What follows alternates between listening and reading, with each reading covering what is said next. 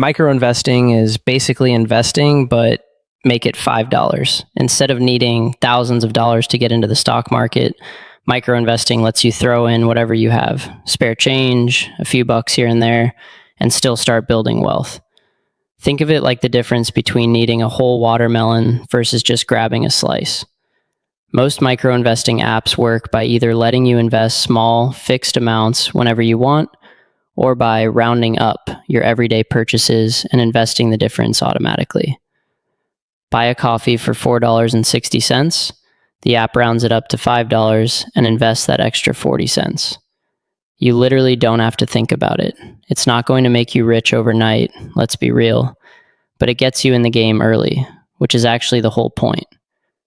Thanks to compound interest, your returns earning their own returns over time, starting small at 20 hits different than starting big at 40. I've picked you the most relevant video to watch next, or pick the playlist and watch the whole series. It's your call. Please subscribe.